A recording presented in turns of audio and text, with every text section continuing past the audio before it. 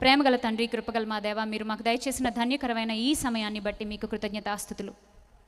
మమ్మల్ని ప్రేమిస్తున్నారు, మమ్మల్ని ఆదరిస్తున్నారు, మా జీవితాలకు ఒక చుక్కాని వలె మా జీవితాలను నడిపిస్తున్నారు.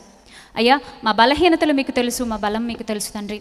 అయినా మేము మీ వారము, మేము మా చిత్తానుసారంగా నడుచుకొనక మీ చిత్తాన్ని నెరవేర్చు పిల్లలుగా కొనసాగుటకు ఇదిగో ఇలాంటి విలువైన మహాసభలు ఏర్పాటు చేయడానికి పిల్లలకు మీరు ఇచ్చిన ప్రేరణ బట్టి మీకు స్తోత్రాలు దేవా. వినబడుతున్న ప్రతి మాట మీ చిత్తానుసారమైనదే, ఆత్మపూర్ణతతో నడిపించబడుతూ అనేకులను మీ వైపుకు తిప్పేదిగా ఈ కడవరి దినాలలో మంచితనం, మానవత్వం మంటగలిసిపోతున్న రోజుల్లో, ఎలాంటి సద్భావన మేము చూడలేనటువంటి దినాలలో, మనుషుల్లో పాజిటివిటీ అనేది కరువైపోతున్న దినాలలో, ఎదుటివారిలో తప్పులు మాత్రమే ఎంచాలి అని పరిగెడుతున్న మనస్తత్వాల మధ్య, స్వార్థంతో, ఈర్ష్యతో, ద్వేషంతో పక్కవాడిలో ఉన్న విలువైన లక్షణాలను కనీసం గుర్తించలేని క్రైస్తవులు ఉన్న నేటి తరాల మధ్య, విశ్వాసులని చెప్పుకుంటూ, విశ్వాసులను పేరు పెట్టుకుంటూ రకరకాల ముసుగులతో కొనసాగుతున్న వాళ్ళున్న తరం మధ్య, మీ వాక్యాన్ని వక్రీకరిస్తున్న అనేక వందలాది మంది సేవకులున్న ఈ సంఘమందు నాయన, ఈ లోకమందు మేము బ్రతుకుతున్న ఈ తీరులో నాయన మీరు మాకు సహాయము చేయడానికి సిద్ధంగా ఉన్నారు తండ్రి.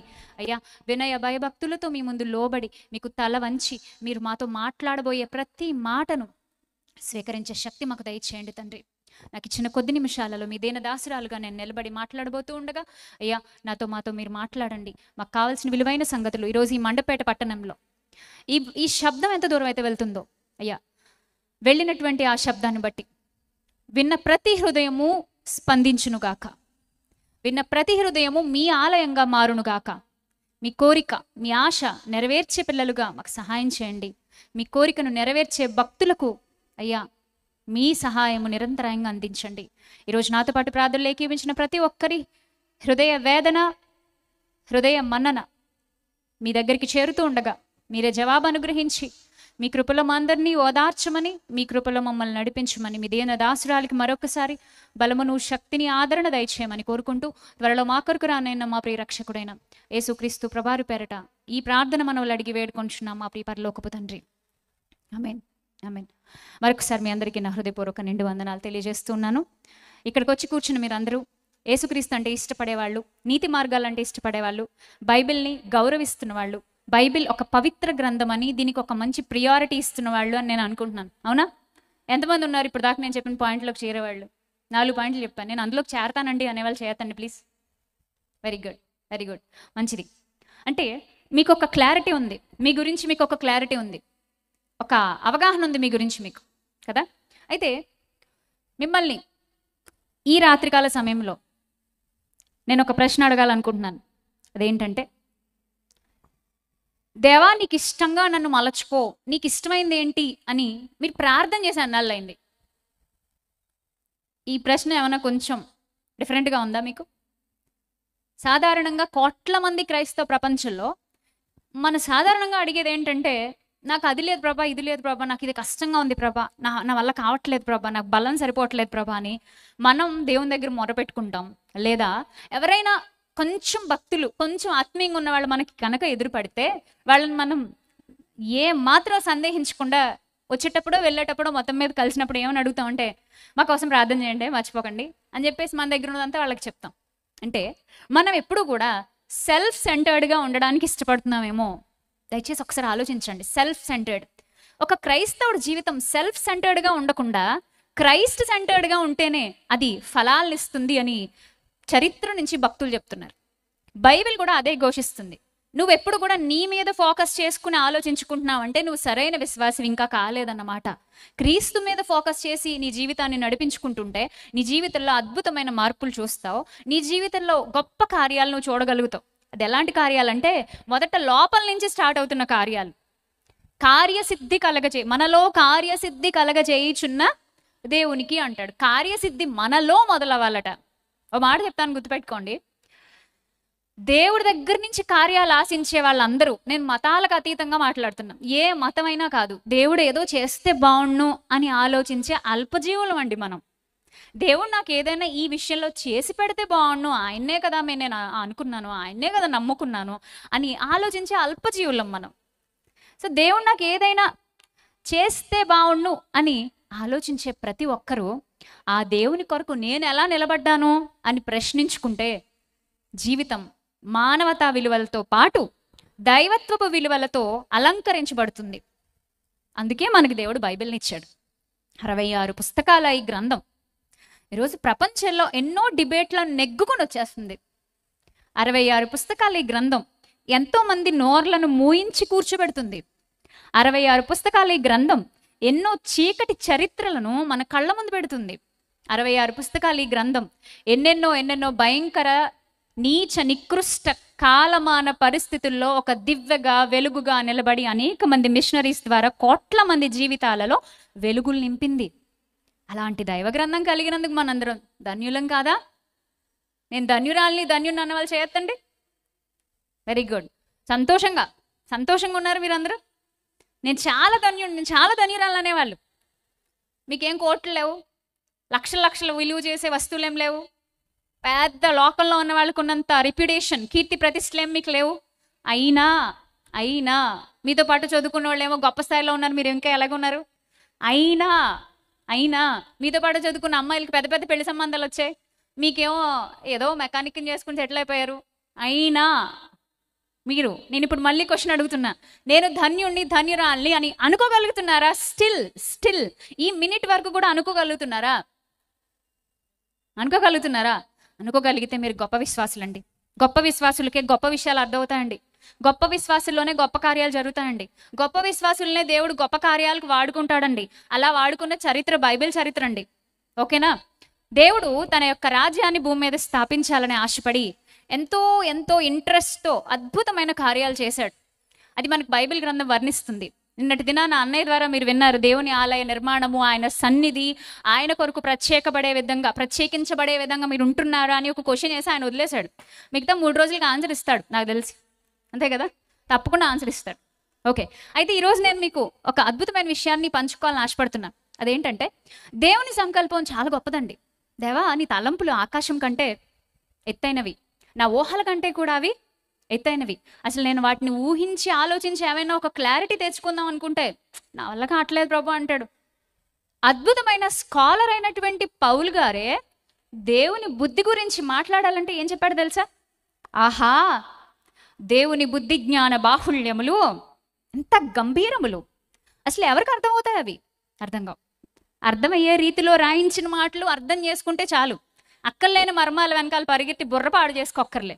ఓకే, అర్థమయ్యే రీతిలో రాయించిన మాటల్ని తెలుసుకోవడం మన బాధ్యత, మన కర్తవ్యం విశ్వాసులుగా. దేవుడు ఆశిస్తున్నాడు, మన నుంచి ఏదో ఆశిస్తున్నాడు. ఆయనకి ఒక ప్రత్యేకమైన సంకల్పం ఉంది. ఆ సంకల్పం ఏంటంటే, ఆయన ప్రపంచంలో మనుషుల బుర్రల్లో, మనుషుల మట్టి మెదడులో పేరుకుపోయిన ఎన్నెన్నో ఆలోచనలు పటాపంచలు చేసేలాగా కొత్త నిర్ణయాలు తీసుకుంటాడు. అలా తీసుకున్న ఒక నిర్ణయం, ఒకనాడు అపోస్తలుడైన పౌలు గారు ఒక లెటర్ రాస్తూ, ఒక అడ్రస్కి లెటర్ రాస్తూ ఆ లెటర్లో చెప్పారు.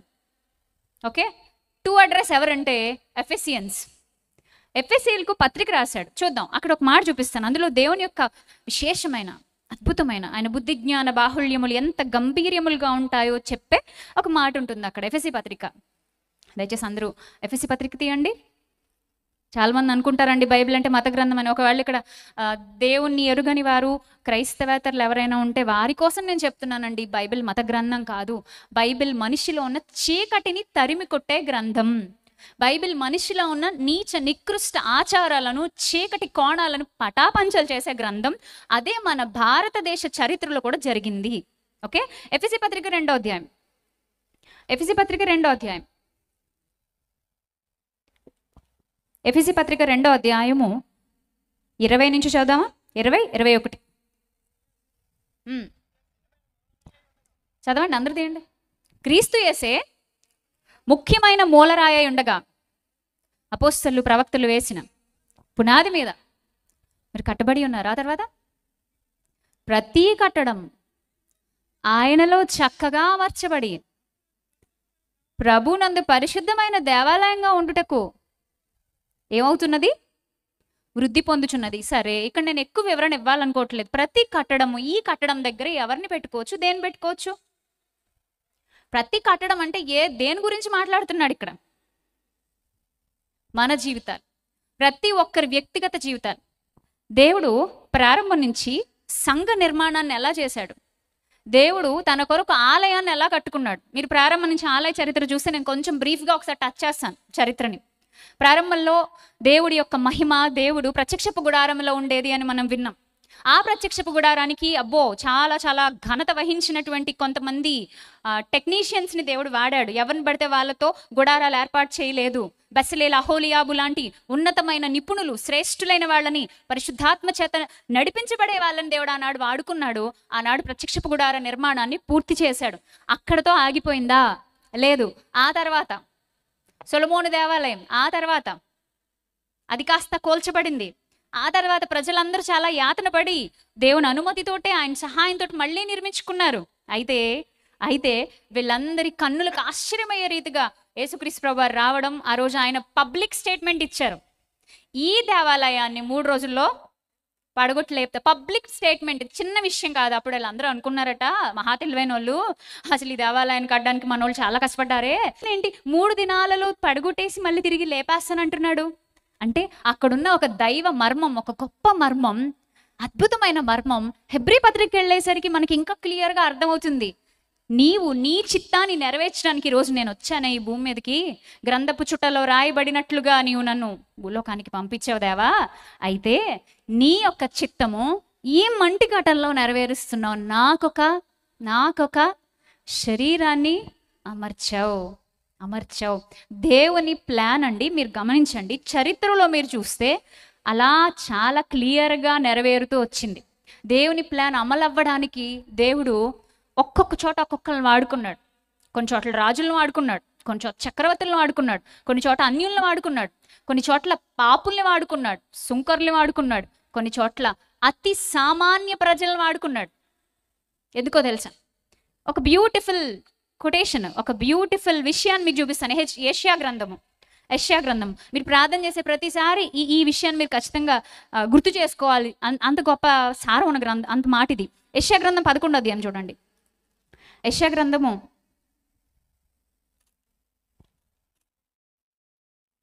9వ అధ్యాయం. యెషయా గ్రంథం 9వ అధ్యాయం 7వ వచనం. యెషయా గ్రంథం 9వ అధ్యాయం 7. అందరు తీసారండి? కొంతమంది అలాగా ఏదో ఒక ప్రోగ్రామ్కి వచ్చినట్టు, మ్యూజిక్ కన్సర్ట్కి వచ్చినట్టు అలా కూర్చున్నారేటండి, చేతిలో ఏమి లేకుండా ప్రశాంతంగా కూర్చున్నారు. బైబిల్స్ తీసుకురాలేదా? మొబైల్స్లో బైబిల్స్తో అడ్జస్ట్ అయిపోదాం అనుకుంటున్నారా? దయచేసి మీకంటూ మీ ఓన్గా మీ ఆయుధం అంటూ మీకు ఉండాలి సైన్యంలో చేరినప్పుడు. అలాగే జీవితం అనే ఈ పోరాటంలో కూడా, మన ఆత్మీయ జీవితపు పోరాటంలో కూడా మన ఆయుధం మనకు ఉండాలి. అది మన ఓన్ బైబిల్. మీ ఓన్ మొబైల్ మీకు ఉండడాన్ని మీరు ఎంత ప్రెస్టీజియస్గా భావిస్తారో, మీ ఓన్ బైబిల్ మీకు ఉండడం కూడా అంతకంటే గొప్ప విషయం నా దృష్టిలో. దయచేసి ఈ విషయం మీ అందరూ గమనిస్తున్నారని ఆశిస్తున్నా. యెషయా గ్రంథం 9వ అధ్యాయం ప్రియులారా, యెషయా గ్రంథం 9వ అధ్యాయము 7వ వచనం. ఇది మొదలుకొని మితి లేకుండా దానికి, నేను చదివేస్తాను, మీరు తీసిన వాళ్ళు చదువుకోండి ప్లీజ్. ఇది మొదలుకొని మితి లేకుండా దానికి వృద్ధి క్షేమం కలుగునట్లు సర్వకాలము దావీదు సింహాసనమును రాజ్యమును నియమించును. న్యాయము వలన నీతి వలన రాజ్యము స్థిరపరచుటకు అతడు సింహాసనాసీనుడే రాజ్య పరిపాలన చేయను. సైన్యములకు అధిపతియగు యెహోవా ఆ శక్తి కలిగి దీనిని నెరవేర్చును. దేవునికి ఇదంటే చాలా ఇంట్రెస్ట్ అంట. ఏంటది? దేవునికి ఇది చాలా చాలా ఇంట్రెస్ట్. ఒక గొప్ప స్థాయిలో, గొప్ప స్థానంలో ఉన్న ఒక వ్యక్తి, ఒక మంత్రి, ఒక ప్రధానమంత్రి, ఒక రాష్ట్రపతి, ఒక ఇంటికి యజమాని, ఒక ఇంటికి అధిపతికి ఏదైనా ఒక విషయంలో స్పెషల్ ఇంట్రెస్ట్ ఉంటే కిందున్న వాళ్ళు, ఇంట్లో ఉన్నవాళ్ళు ఎలా దాన్ని రిసీవ్ చేసుకుంటారు? ఈరోజు మన విశ్వానికి అధిపతి, మనందరి ఆత్మలకు తండ్రి, ప్రపంచాన్ని సృష్టించినవాడు, శూన్య మండలం మీద భూమిని వేలాడదీసి తిప్పుతున్నవాడు, ఏ మనిషి వల్ల సాధ్యం కాని అనేక కార్యాలను చేస్తున్నవాడు, దేవాది దేవుడు, సార్వభౌమాధికారం కలిగిన వాడు, సర్వకాలములలో ఉన్నవాడు, సర్వవ్యాపకుడు. అలాంటి దేవాది దేవుడు ఒక ఇంట్రెస్ట్ కలిగి ఉన్నాడట. ప్లీజ్ ఈరోజు ఇక్కడ కూర్చుని యవ్వనస్తులైన పిల్లలకు కూడా నేను ఈ విషయాన్ని చాలా చాలా బలమైనదిగా మీ హృదయాలకు చేరాలని ఆసక్తితో నిలబడి ఇక్కడ చెప్తున్నా. మీకున్న ఇంట్రెస్ట్లు చాలా ఉండొచ్చు, కానీ దేవుడికున్న ఇంట్రెస్ట్ మనకు అర్థం కావాలి. భూమి మీద పుట్టిన ప్రతి మనిషి, రక్త మాంసాలు కలిగిన ప్రతి మనిషి తను పుట్టించిన దేవుని కోసం నేర్చుకోవాలి, ఆలోచించాలి, అర్థం చేసుకోవాలి, మాట్లాడాలి, తెలుసుకోవాలి, పాడాలి, స్తుతించాలి, ఆయన గురించి ప్రకటించాలి. ఇవేమీ లేని జీవితం సంపూర్ణమైన జీవితం అనిపించుకోదు. కాబట్టి నా ప్రియ సహోదరి సహోదరులారా, ఇక్కడ రాయబడుతున్న మాట, ఆయనకి చాలా ఇంట్రెస్ట్ ఉందంట. దేని మీద ఉంది ఆయనకి ఇంట్రెస్ట్ చెప్పండి అందరూ. ఆయన ఆసక్తి కలిగి దీనిని నెరవేర్చును. దేన్ని నెరవేరుస్తాడు? దేని మీద ఉంది ఆయనకి ఆసక్తి? దేన్ని నెరవేరుస్తాడు? ఉన్నారా అందరు? ఇక్కడే ఉన్నారా? నా భాష నేను చెప్పేది అర్థమవుతుందా? మరి ఇంకే అందరూ ఈస్ట్ గోదావరి వాళ్ళగా. ఎక్కడైనా కొన్ని ప్రాంతాలకు వెళ్ళినప్పుడు నా భాష అర్థమవుతుందా, మా స్లాంగ్ అర్థమవుతుందా నేను అడుగుతాను. ఇలా కూర్చున్న వాళ్ళనే అడుగుతాను. ఎందుకంటే ఈ రాయలసీమ వాళ్ళు, అటు కర్ణాటక వాళ్ళు, వీళ్ళకి కొంచెం మన స్లాంగ్, మన భాష, మన ఇవే అర్థం కాదు. మనకేం అర్థమవుతుందా? ఓకేనా? దేని యందు దేవునికి ఆసక్తి, దేని యందు ఆయన ఆసక్తి కలిగి దానిని నెరవేరుస్తాడట. దేని యందు తెలుసా? ఆయన ఆలయ నిర్మాణము పూర్తి చేయడానికి, ఆయన రాజ్య వ్యాప్తిలో కంప్లీట్నెస్ కోరుకుంటున్నాడు. ఈ రెండు ఒకటే. ఆయన రాజ్యం కడుతున్నాడు. పేతురు గారు కూడా దీని గురించి ప్రస్తావించారు. ఒక మాట చూద్దాం చూడండి. పేతురు పత్రిక, దయచేసి అందరూ బైబిల్ని చూస్తూ వినాలని మీ సహోదరిగా కోరుకుంటున్నాను. పేతురు రాసిన మొదటి పత్రిక 2వ అధ్యాయము, పేతురు రాసిన మొదటి పత్రిక 2వ అధ్యాయం 5వ వచనం అండి. పేతురు రాసిన మొదటి పత్రిక 2వ అధ్యాయం 5వ వచనం. యేసుక్రీస్తు ద్వారా దేవునికి అనుకూలములకు ఆత్మ సంబంధమైన బలులను అర్పించుటకు పరిశుద్ధ యాజకులుగా ఉండునట్లు మీరును సజీవమైన రాళ్ల వలె ఉండి ఆత్మ సంబంధమైన మందిరంగా కట్టబడుచున్నారు. ఆత్మ సంబంధమైన మందిరంగా కట్టబడుచున్నారు. ఇప్పుడు ఎఫెసీలకు రాస్తూ పౌలు ఏమన్నాడు? ఎఫెసీ 2లో మనం చూసాం కదా. మళ్ళీ ఒక్కసారి ఆ మాట వచ్చేద్దామా? ఈ మాటను గుర్తుపెట్టుకుని మళ్ళీ ఇక్కడికి రండి. ఈ రెండింటిని పక్క పక్కన పెట్టుకొని ఆలోచిస్తూ చదవండి ప్రియులారా. ఎఫెసీ పత్రిక 2వ అధ్యాయము 22వ వచనం. ప్రతి కట్టడం ఆయనలో చక్కగా అమర్చబడి ప్రభువునందు పరిశుద్ధమైన దేవాలయం అవడానికి వృద్ధి పొందుతుంది. ఆయనలో మీరు కూడా ఆత్మ మూలంగా దేవునికి నివాస స్థలమై ఉండుటకు కట్టబడుచున్నారు. నేను ఒక 2 పాయింట్లు, నేను ఇప్పటిదాకా చెప్పిన నా ప్రసంగంలో 2 పాయింట్లు పదే పదే ప్రస్తావించాను. ఒకటి రాజ్యం, 2 నివాసం. ఈ రెఫరెన్స్లను చూపించి, 1 రాజ్యం, 2 నివాసం. అంటే దేవుడు రాజ్యాన్ని డెవలప్ చేయాలనుకున్నాడు, నివాసాలను అందులోకి చేర్చాలనుకున్నాడు. అర్థమైందా మీకు? రాజ్యాన్ని డెవలప్ చేయాలనేది ఆయన ఆశ, గాఢమైన కోరిక. దీన్నే బైబిల్ ఇచ్చ అంటుంది. బిబ్లికల్గా ఆ లిటరేచర్ ఎంత బాగుంటుందో. ఇచ్చ అంటుంది. ఆ ఇచ్చ శుద్ధమైన ఇచ్చ, గాఢమైన కోరిక. రాజ్యాన్ని డెవలప్ చేయాలి. ఆ రాజ్యంలో వ్యక్తులు ఉండాలి, వ్యక్తులు కుటుంబాలుగా నిలబడాలి. ఇక్కడ మీరందరూ కూడా కుటుంబాలుగా వచ్చారు. ఒక్కొక్కరు దేవాలయం. బైబిల్ తెలిసిన వాళ్ళు, బేసిక్స్ తెలిసిన వాళ్ళని నిజమైన దేవాలయం ఏది అని అడిగితే సండే స్కూల్ పిల్లలు కూడా చెప్తారు. ఏది దేవుడు ఇష్టపడే కట్టడం ఏది అనగానే ఏం చెప్తాం? నీ దేహమే దేవునికి ఆలయం. ఇది అందరూ చెప్తాం. దేవుడు వ్యక్తిగతంగా కట్టాలి అని అనుకుంటున్నప్పుడు ఖచ్చితంగా కుటుంబాలుగా కడతాడు. చరిత్ర ఇదే మనకు చెప్తుంది. మీరు ప్రారంభం నుంచి చూడండి. అబ్రహాము కుటుంబం, నోవహు కుటుంబం, ఇస్సాకు కుటుంబం, యాకోబు కుటుంబం, ఆ తర్వాత 12 మంది విభజించబడితే వారి కుటుంబాలు, ఆ తర్వాత లేవీయుల కుటుంబాలు, యాజకుల కుటుంబాలు, రాజుల కుటుంబాలు, ఆ తర్వాత రకరకాలుగా విభజించబడినటువంటి రాజ్యాలు, ఆ తర్వాత చాలా గ్యాప్ తీసుకుని ప్రవక్తలు, యాజకులు, ఆ తర్వాత అపోస్తలుల్లో చేరినటువంటి కొన్ని కుటుంబాలు. వీళ్ళందరూ దేనికోసం పనిచేశారండి? ఒక మాట చెప్పండి. దేనికోసం పనిచేశారు? ఇప్పటిదాకా నేను మెన్షన్ చేసిన వాళ్ళందరూ దేనికోసం పనిచేశారు? పరలోకపు ప్రార్థనలో చేర్చబడింది సెంటెన్స్, దేవా నీ రాజ్యము వచ్చుగాక. వచ్చిందా మరి? దానికోసం వాళ్ళందరూ వ్యక్తిగతంగా కట్టబడ్డారు, కుటుంబాలుగా కూడా కట్టబడ్డారు. నా మాటలు మీకు అర్థమవుతున్నాయి అనుకుంటున్నా. అంటే ఇటుక పేర్చి ఇల్లు ఎలా కడతామో, ఒక్కొక్కరు దేవుని కోసం కట్టబడుతుంటే ఆ ఇల్లు మొత్తం దేవుని విలువైన గొప్పదైన స్థానంలో నిలబడుద్ది, రాజ్యంలో కట్టబడుద్ది, మనది విలువైన పాత్ర అవుతుంది. మీకు అర్థం కావడానికి కొన్ని కుటుంబాలను నేను జ్ఞాపకం చేస్తాను. నోవహు కుటుంబం దేవుని రాజ్య స్థాపన కోసం ఏనాడో 1000 సంవత్సరాలకు పూర్వం ఆ నోవహు కుటుంబం కట్టబడింది. నోవహు కుటుంబం గురించి మాట్లాడితే ఇప్పుడు నాకు సమయం సరిపోదు. నోవహు కుటుంబం ఏం చేసింది అంటే కూడా మీలో చాలా మందికి తెలుసు. ఒక బైబిల్ పండితుడు, ఒక థియోలాజియన్ నోవహు గురించి, నోవహు చేసిన వర్క్ గురించి ఒక అద్భుతమైన సెంటెన్స్ ఇచ్చాడండి. అదేంటో నేను ఇప్పుడు మీకు చెప్తాను. అది ఇంగ్లీష్లో ఉంది, తెలుగులో నేను మీకు చెప్తాను. ఏమంటాడంటే అతను, 120 సంవత్సరాలు ఎంతోమంది జ్ఞానులు నోవహు పనిని విమర్శించారు. లోక జ్ఞానులు నోవహు మీద మాటల తోటాలు విసిరారు. కానీ ఒక దేవుని చేత నీతిమంతుడని పిలిపించుకున్న ఒక అమాయకుడు మౌనంగా చెక్కలన్నీ పేర్చుకుని కీలు పూసుకుని తన పని తను చేసుకుంటూ వెళ్ళిపోయాడు. అయితే వన్ ఫైన్ డే నీళ్ళు వచ్చాయి, వర్షం వచ్చింది. ఆ చెక్క పని చేసిన వ్యక్తి యొక్క పనితనం అంతా అక్కడ నిరూపించబడింది. ఎంత బాగుంది కదా. ఒక్కసారి ఈ మాట మీరు మనసు పెట్టి ఆలోచిస్తే, నోవహు కుటుంబం ఆ రోజుల్లో జ్ఞానులకి వెర్రి కుటుంబం. కానీ చరిత్రలో ఎప్పటికీ అది ఏ కుటుంబం? రక్షించబడిన కుటుంబం. అలాగే బైబిల్లో కొన్ని కుటుంబాలు ఉన్నాయండి. మీకు ఒక కుటుంబ సభ్యులు జ్ఞాపకం చేస్తాను. ఇంకా అన్ని కుటుంబాలు టచ్ చేయాలంటే నాకు సమయం సరిపోదు. కానీ నాకు చాలా ఇష్టమైన ఒక కుటుంబం, అద్భుతమైన అన్నదమ్ముల్ని మీ ముందు పెట్టాలని నేను ఆశపడుతున్నా. అది అవసరం కూడా.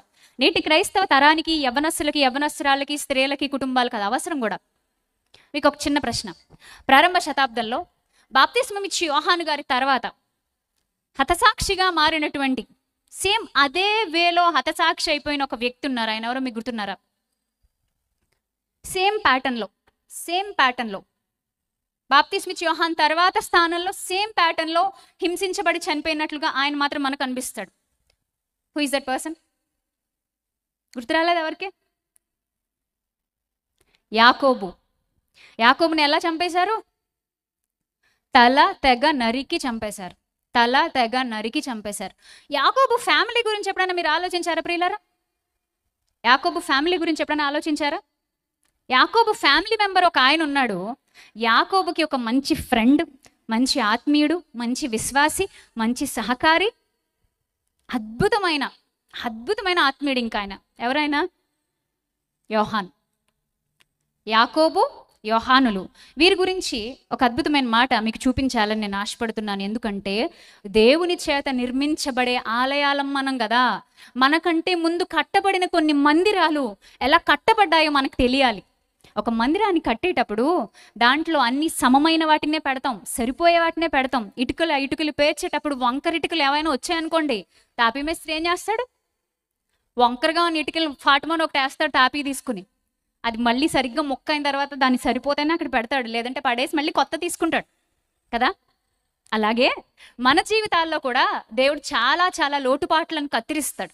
కొన్నిసార్లు దేవుడు మీకు వేదన కలిగిస్తాడు, కొన్నిసార్లు బాధలు ఆయనే ఒప్పుకుంటాడు మీకు రావడానికి. కొన్నిసార్లు ఏడుపు, మీ జీవితం అంతా ఏడుపు అన్నట్టే ఉంటుంది. కొన్ని రోజులు, కొన్ని నెలలు, కొన్ని సంవత్సరాలు. గుంటలోకి వెళ్ళిపోయానేమో ప్రభా అనుకుంటారు. ఏంటి ప్రభా చేదే మింగుతున్నాను నేను అని అనుకుంటారు. ఏమీ బాధపడకండి.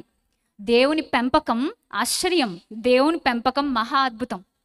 దేవుడి చేతిలో పడి మీరు పెంచబడుతున్నారంటే ఆయన మీకు నేర్పిస్తున్న పాఠాలు అద్భుతంగా ఉంటాయి. ఈ కుటుంబాన్ని కూడా దేవుడు అలాగే ఆ రీతిగానే కట్టాడు. ఈ కుటుంబంలో ఒక్కొక్కరు ఒక ఆలయం, దేవుడు నివాసము చేసే ఒక ఆలయం అయిపోయారు వీళ్ళు. ఆ కుటుంబం గురించి మనకు తెలియాలంటే లోకాసు వార్త ఖచ్చితంగా వీళ్ళని మనం కలుసుకోవాలి. డైలీ లైఫ్లో ఎంతోమంది ఫ్యామిలీస్ని మనం కలుసుకుంటూ ఉంటాం కదా, కానీ ఈ కుటుంబాలను మనం కలుసుకోవడం మనకి ఎంతో అవసరం ప్రియులారా. లూకాసు వార్త 9వ అధ్యాయము ముగిస్తాను నేను. లూకాసు వార్త 9వ అధ్యాయము 51 నుంచి చూద్దాం. లూకాసు వార్త 9వ అధ్యాయము 51 నుంచి నోట్ చేసుకోండి, నేను చదువుతా. ఆయన పరమునకు చేర్చుకొనబడు దినములు పరిపూర్ణమగుచున్నప్పుడు ఆయన యెరూషలేమునకు వెళ్ళుటకు మనస్సు స్థిరపరచుకొని తనకంటే ముందుగా దూతలను పంపించాడు. వారు వెళ్ళి ఆయనకు బస సిద్ధం చేయాలని సమరయలో ఒక గ్రామంలో ప్రవేశించారు. ఎక్కడికి వెళ్ళారు? సమరయలు. మీకు కొంచెం చరిత్ర తెలియాలి. సమరయులను యూదులు అసహించుకుంటారు, యూదులను సమరయులు దూరం పెడతారు. వాళ్ళిద్దరి మధ్య ఒక కంచె వచ్చేసింది, ఒక భయంకరమైన అగాధం ఉంది వాళ్ళిద్దరి మధ్య. ఇద్దరూ దేవుని పిల్లలే, రక్తమాంసాలు కలిగిన వాళ్ళే, ఇద్దరూ దేవుని చిత్తంలో పుట్టి పెరిగిన వాళ్ళే. కానీ చరిత్ర వాళ్ళకి చేదును మిగిల్చింది. అలాంటి చేదైన చరిత్రను తుడిచేయాలనుకున్నాడు మన యేసయ్య. అందుకే వాళ్ళ దగ్గరికి ఆశ్చర్యకరమైన గొప్పదైన వెలుగును పంపించాడు. సరే, ఇప్పుడు ఏం జరిగింది? సమరయలో ఒక గ్రామంలో ప్రవేశిస్తున్నారట. కానీ యెరూషలేమునకు వెళ్ళని అభిముఖుడు అయినందున వారు ఆయన్ను చేర్చుకోలేదు, వారు ఆయన రావద్దంటున్నారు, వెళ్ళిపోమంటున్నారు. వెంటనే అప్పటిదాకా ఆయనతో ఉండి ఆయన వర్క్ అంతా చూసినటువంటి శిష్యులు, ఆయన యొక్క బోధన విన్నారు, ఆయన బ్రతుకు దినాలలో ఆయన ఎలాంటి లైఫ్ స్టైల్ మెయింటైన్ చేశాడో చూశారు, ఆయన క్వాలిటీ లైఫ్ని దగ్గరగా చూసిన శిష్యులు, ఏంటి ప్రభా నువ్వు మామూలుడువా, అసలు ఎంత అద్భుతమైన ప్రసంగం చేసావు కొండ మీద, ఎంతమంది చనిపోయిన వాళ్ళు లేపుతున్నావు, ఎంతమందికి స్వస్థత ఇచ్చావు, అసలు మేలే కదా నువ్వు చేసావు, ఎవరికి కీడు చేయలేదు కదా, ఇలాంటి నిన్ను వాళ్ళ ఊర్లోకి రానివ్వలేదా? వెంటనే ఏం చేద్దాం, సలహా ఇస్తున్నారు ఇప్పుడు ప్రభుకి. ఏమని సలహా ఇచ్చారు చూడండి, ఏమని సలహా ఇచ్చారు చూడండి, చదవండి స్పీడ్గా. 54 అండి, 54. శిష్యులైన యాకోబును యోహానును అది చూసి, ప్రభువా ఆకాశం నుంచి అగ్ని దిగి వీరిని నాశనం చేయనట్లు మేము ఆజ్ఞాపించుట నీకు ఇష్టమని అడుగ్గా ఆయన వారి తట్టు తిరిగి వారిని గద్దించెను. ఏమంటున్నారట వాళ్ళు, ప్రభా నిన్ను రానివ్వట్లేదా, క్రైస్తవులైనా మమ్మల్ని చేర్చుకోవట్లేదా, ఒక పని చేద్దాం ప్రభా, నీకు చాలా పవర్స్ ఉన్నాయి కదా, ఒక పని చేద్దాం, ఒక్క మాట ఆజ్ఞాపించు ప్రభా, పైనుంచి ఒక్కసారి అగ్ని దిగి వచ్చి ఇక్కడ ఉన్న వాళ్ళందరినీ కాల్ చేస్తే నా కడుపు చాలా చల్లగా ఉంటుంది ప్రభా అని చెప్తున్నారు ఈ సహోదరులు ఇద్దరు. ఎవరు వీళ్ళు? జబదై కుమారులు యోహాను యాకోబులు. వెంటనే ప్రభు, శభాష్ బిడ్డ, నువ్వు కాకపోతే నన్ను సపోర్ట్ చేసింది ఎవడరా, ఇంత బాగా నన్ను చూసుకునేవాళ్ళు మీరు, మీకంటే గొప్ప నాకు ఎవరు దొరకర్రా బాడీ గార్డులు, వేసేయండి వెళ్ళి అన్నాడా, ఇక్కడ ఒక విషయం, అప్రస్తుతమైన ఒక విషయం నేను మెన్షన్ చేయాలని ఆశపడుతున్నది ఏంటంటే, చాలామంది క్రైస్తవులు ఫేస్బుక్లో మీకు అకౌంట్స్ ఉన్నాయి, ఇన్స్టాగ్రామ్లో అకౌంట్స్ ఉన్నాయి, చాలా చోట్ల మంచి సోషల్ మీడియాలో మంచి ప్లాట్ఫామ్స్ ఉన్నాయి. మీకు ఎవరైనా యేసుక్రీస్తుని ఒక మాట అన్నా, లేదా మీకు ఇష్టమైన సేవకుడిని ఒక మాట అంటున్నా మీకు రక్తం ఉడికిపోతూ ఉంటుంది కదా. వాడెంత ఫోర్స్గా అయితే యేసుక్రీస్తుని తిడుతున్నాడో అంతకి డబల్ ఫోర్స్గా తిట్టాలని ఆశపడతారు. ఒక రకంగా చెప్పాలంటే ఆ తిట్టాలని ఆశపడే ఆ తాపత్రయంలో దేవుడు వద్దు అని చెప్పిన ప్రవర్తనని కనబరుస్తారు. అదేంటంటే బూతులు తిట్టడం. ఏం చెప్పారు ప్రభు మనకి, మీ నోట కృతజ్ఞత వచనమే పలకవలను కానీ బూతులైనను సరసాలు ఆడుకునే సరసోక్తులైనను ఫ్లర్టింగ్ ఇదంతా మీకు వద్దు, మీకు అవసరం లేదు, మీరు అందరూ పరిశుద్ధులు, విలువ పెట్టి కొనబడిన వారు, మీరు ఒక స్పెషల్ లైఫ్ స్టైల్ మెయింటైన్ చేయండి. అది మన ప్రభు చెప్తే మనం ఏం చేస్తాం తెలుసా, ప్రభా నిన్నంటే మేము ఊరుకుంటాం, మేము ఉన్నాం ప్రభా నీకు ప్రొటెక్ట్ చేయడానికి. మేము ఒకనాడు పేతురు కూడా అదే అనుకున్నాడు, కత్తి పట్టుకుని మలుకు చెవి ఎగరగొట్టేశాడు. కానీ ప్రభు యొక్క ఆలోచనలు అవి కావు ప్రియులారా, అవి కావండి. ఆయన మన స్వచ్ఛతానికి మనల్ని వదిలేయట్లేదు, గాలికి వదిలేయట్లేదు. నా చిత్తం నీలో నెరవేరాలంటే నువ్వు కొన్నిసార్లు లోబడాలి, వంగాలి, నోరు మూసుకుని మౌనంగా ఉండాలని చెప్తున్నాడు. అది కదా నిజమైన కట్టడం, నిర్మాణం అంటే. దేవుడు మనలో కోరుకునే లక్షణాలు డెవలప్ చేసుకోవడం అంటే అది కదా. ఇక్కడ ఈ శిష్యులిద్దరు, యాకోబు యోహానులు ఇద్దరు, ప్రభువా నిన్ను మమ్మల్ని కలిపి ఊళ్ళోకి రానివ్వట్లేదా, ఏ సద్దం ప్రభు అన్నారు. అంటేనే ప్రభు వారిని గద్దించాడు. వారికి ఒక పేరు పెట్టాడు, మీకు తెలుసా, వాళ్ళ స్వభావాన్ని బట్టి, వాళ్ళ క్యారెక్టర్ని బట్టి ఒక పేరు పెట్టాడు. ఆ పేరే బోయనెర్గేస్. బోయనెర్గేస్ అంటే అర్థం ఏంటి? బోయనెర్గేస్ అంటే అర్థం ఏంటి? ఉరిమేవారు, సన్స్ ఆఫ్ థండర్. భలే పేరు పెట్టాడే మాకు ఉరిమేవారని. వాళ్ళు ఏమి జబ్బలు ఎగరేసుకుంటూ ఎగురుకుంటూ వెళ్ళలేదు. ప్రభా ఈ మాట నువ్వు చెప్తుంటే కొంచెం ఎందుకో ఇబ్బందికరంగా ఉంది, మమ్మల్ని మేము మార్చుకుంటాం అనుకున్నారు. దేవుని కోసం విలువైన అద్భుతమైన ప్రాణత్యాగం చేసేంత తగ్గింపు వాళ్ళకు వచ్చింది. ఇది కదా అద్భుతమైన నిర్మాణం అంటే. దేవుడు మొదలెట్టాడంటేనండి ఒక నిర్మాణం పూర్తవి తీరాల్సిందే. నీ జీవితంలో, నా జీవితంలో కూడా బాప్తిస్మం ద్వారా దేవుడు కట్టడం మొదలెట్టాడు. ఈ లోపు చాలా వంకర టెంకర ఇటుకలు ఎదురవుతాయి దేవుడికి. నీకు కోపం ఎక్కువ, దాన్ని గర్వంగా చెప్పుకుంటావు. నీకు కొన్నిసార్లు ఈర్ష్య, అసూయ, ద్వేషం ఉంటుంది, కానీ దాన్ని కవర్ చేసుకుంటావు. కానీ ప్రభు వాటి నుంచి నిన్ను దూరం చేయడానికి చాలా అనుభవాలు నేర్పిస్తాడు. యాకోబు యోహానులు ఆవేశపరులు, అర్థం లేని ఆవేశంతో ఊగిపోయేవాళ్ళు. అలాంటి వారిని తన నిర్మాణంలో భాగముగా కట్టుతున్నాడు. ఎలా కట్టాడు తెలుసా? మొత్తం సాధు చేసేసాడండి. చాలా నేర్పించాడండి వాళ్ళకి. ఎంత నేర్పించాడంటే కళ్ళమట నీళ్ళు వస్తాయండి. అపోస్తుల కార్యాలు 12వ అధ్యాయానికి వచ్చేసరికి ఏం చేశారు వాళ్ళు? వారిలో ఒక అద్భుతమైన మహావ్యక్తి తన జీవితాన్ని ప్రభువుకి ఇచ్చేసి తల తెగ నరికించుకునేంత విధేయతను చూపించాడు. ఇది ఒక కుటుంబం. జబదయి లాంటి అద్భుతమైన తండ్రి పెంపకంలో పెరిగిన ఇద్దరు బిడ్డల ఆనిముత్యాలు ప్రభు కోసం జీవితాలని చేశారు. యాకోబు తలనిచ్చేస్తే యోహాను ముదిమి వచ్చు వరకు ప్రభు పాదాలు పట్టుకొని ప్రకటన గ్రంథ కాలానికి వచ్చేసరికి అద్భుతమైన దర్శన వాక్యాలు మనందరికీ మన తర్వాత తరాలకు అందించడానికి ఒక అద్భుతమైన సాధనంగా వాడబడ్డాడు. ఇక పేతురు జీవితాన్ని చూసిన పేతురు కూడా కుటుంబం ఉంది. పేతురు గారు కనిపిస్తే అంద్రేయ గారు పెద్ద కనిపించరు. అంద్రేయ తెర వెనక పాత్ర. ఆయనలో దేవుడు చేసే కార్యాన్ని బట్టి ఆయన కట్టాడు. పేతురుకి తోడుగా నిలబడ్డాడు. ఇద్దరు కలిసి గొప్ప మినిస్ట్రీ చేశారు. ఇలా మీరు బైబిల్ గ్రంథంలో కొన్ని కుటుంబాలను చూస్తే ఒక్కొక్క కుటుంబం ఒక్కొక్క ప్రత్యేకమైన పనికి తమను తాము అప్పగించుకున్నారు. బైబిల్లో కొరింథీ పత్రికలో క్లోయే ఇంటివారు ఉంటారు. క్లోయే ఇంటివారు వాళ్ళు అక్కడున్న సంఘంలో ఉన్న లోపాలను సరిచేయడానికి ప్రార్థించి సేవకుడికి అప్పగించుకున్నారు. ఒనేసిఫోరు ఇంటివారు ఉంటారు. పౌలు సంఖ్యలలో ఉంటే సిగ్గుపడకుండా, ఎవ్వరికి భయపడకుండా, ఒక సేవకుడు నీతిమంతుడుగా ఉండి నడిపించబడుతుంటే ఆ సేవకుడికి సపోర్ట్ చేయడానికి సిగ్గుపడకుండా వెళ్ళి పౌలు చెంత నిలబడ్డారు ఒనేసిఫోరు ఇంటివారు. యాసోని ఇంటివారు ఉన్నారు. పౌలను అందరూ కొట్టి తిట్టి నీ బోధ నాకు అక్కర్లేదు, ఎళ్ళవయ్యా అవతల కంటే మా ఇంటికి వచ్చి ఉండండి ప్లీజ్ అని చెప్పి పిలుచుకొని ఆయనకు ఆశ్రయం ఇచ్చి నిలబెట్టుకుని దెబ్బలు తిన్నాడు పౌలు కోసం యాసోన్ అనే ఒక భక్తుడు.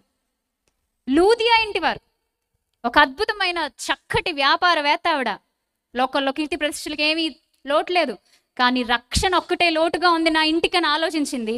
ఆ రక్షణ భాగ్యం వచ్చిన వెంటనే దేవుని పాదాలు పట్టుకుంది. కట్టబడుతున్న ఆలయాలండి ఇవన్నీ, కట్టబడుతున్న ఆలయాలు. నేను ఇక్కడ కూర్చున్న ఒక్కొక్క వ్యక్తిని ఇప్పుడు నేను ప్రశ్నిస్తున్నా. మీరు కుటుంబాలతో వచ్చారు. మీ కుటుంబంలో ఎన్ని ఆలయాలు దేవుని కోసం కట్టబడుతున్నాయి? ఒక్కసారి మనసు పెట్టి గుండెల మీద చేసుకుని ఆలోచించండి. నేను ఒక్కడేనండి భక్తుడిని, మా వాళ్ళందరూ నన్ను చూసే నిలబడిపోయారు, నేను లేకపోతే వాళ్ళు లేరు అనే స్థాయిలో మీరున్నారా?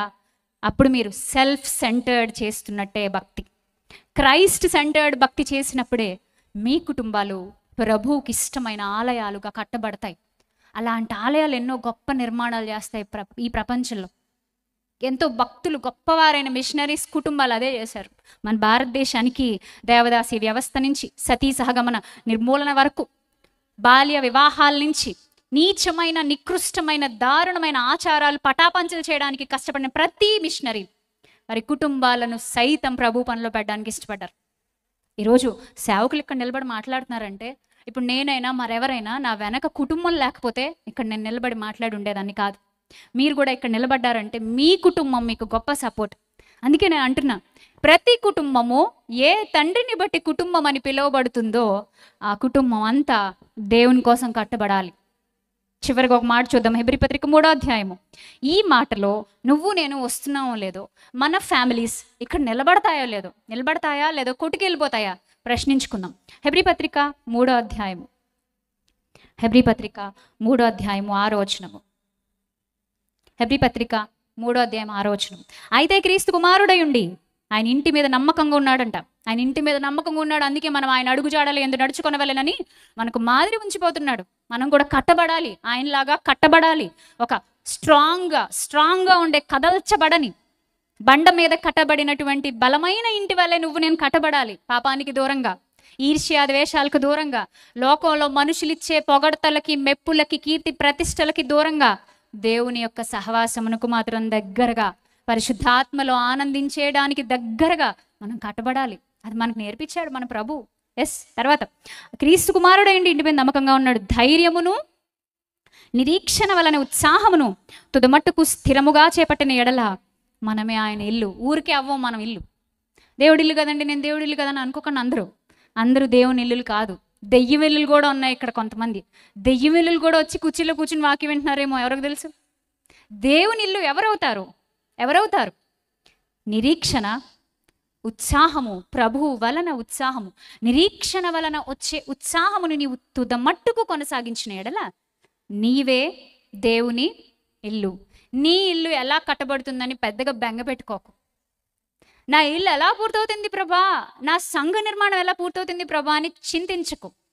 నీ చింత యావత్తు ఆయన మీద వేయి. నీ పనుల భారము ఆయన మీద వేయి. నీలో లోపాలు, నీ యొక్క అంతరంగ స్థితిని ప్రభుకి ఇచ్చేసే. ఎవ్వరు పర్ఫెక్ట్ కాదు ఇక్కడ. నాతో మాట్లాడే సేవకులతో కలిపి ఏ మనిషి భూమి మీద పర్ఫెక్ట్ కాదు. ప్రతి ఒక్కరిలో ఏదో ఒక లోపం ఉంటుంది, కానీ మనం కట్టబడాలి. ఎఫెసీ పత్రిక 2వ అధ్యాయంలో మనం చూసుకున్న వచనం మనందరి జీవితాలకు అప్లై చేసుకోవాలి. మనం పరిశుద్ధమైన నివాస స్థలముగా ఉండుటకు కట్టబడుచున్నాం. ఇంకా అవ్వలేదు, కట్టబడుచున్నాం. బాప్తిస్మం తీసుకున్నప్పటికీ ఇప్పటికీ మీరు ఎంత కట్టబడ్డారు? కేవలం బేస్మెంట్ దగ్గర ఆగిపోయిందా మీ ఇల్లు? స్తంభాలు లేపారా? పైకప్పు దాకా వచ్చిందా? లేదంటే ప్లాస్టరింగ్లు అయిపోయాయా? లేదంటే లోపల సీలింగ్ వర్క్ చేశారా? మంచిగా పెయింట్లు వేసుకున్నారా? ఇంకా ఎలక్ట్రీషియన్ వర్క్ ఉండిపోయిందా? ఇంకా ప్లంబర్ వర్క్ ఉండిపోయిందా? ఒక్కొక్క ఇంటికి ఇంతే కదా, ఒక్కొక్క స్టేజ్ దగ్గర ఆగిపోద్ది. ఇప్పుడు నేను మిమ్మల్ని అడుగుతున్నా, మీరు క్రైస్తవులు అయినప్పటి నుంచి మీ ఇల్లు కట్టడం, నీ లోపల అంతరంగ స్వభావాన్ని దేవుడు కట్టడం స్టార్ట్ చేశాడు.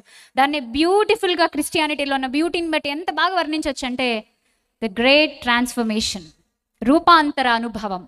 ఈ రూపాంతర అనుభవంలోకి మీరందరూ నడిపించబడాలని, అటు రీతిగా ప్రభు మీకు మీ జీవితకాలం అంతయు సహాయం చేయాలని మీ సహోదరిగా ప్రార్థిస్తున్న మాటలు ముగిస్తున్నా. ప్రేమగల తండ్రి, కృపగల దేవ, మాకు ఇచ్చిన గొప్పదైన సందేశం కొరకు స్తోత్రములు. నాయన, మా ముందు కొన్ని కుటుంబాలను ఉంచారు. ఈ కుటుంబంలో మొదట వాళ్ళ జీవితం వారికి అనుగుణంగా ఉంది, కానీ రాను రాను మీరు ఎంతో మార్చారు ప్రభా. అయినా నా రాజు దీనమైన మనస్సుతో, నా రాజు సాత్వికుడుగా ఉన్నాడు అని పలుకుతున్న ప్రతి ఒక్కరు ఆ రాజు యొక్క జీవితంలో జరిగిన ప్రతి విషయాన్ని మాదిరిగా తీసుకుంటూ మీలో మమ్మల్ని మేము కట్టుకోవడానికి మాకు నేర్పించండి, సహాయం చేయండి. మీ చిత్తానుసారమైన జీవితాన్ని మాకు అనుగ్రహించి నడిపించమని కోరుకుంటూ త్వరలో మా కొరకు రానయ్యన్న మా ప్రియ రక్షకుడైన యేసువారి పేరట ఈ ప్రార్థనను మనవులు సమర్పిస్తున్నాం మా ప్రియ పరలోకపు తండ్రి. ఆమేన్.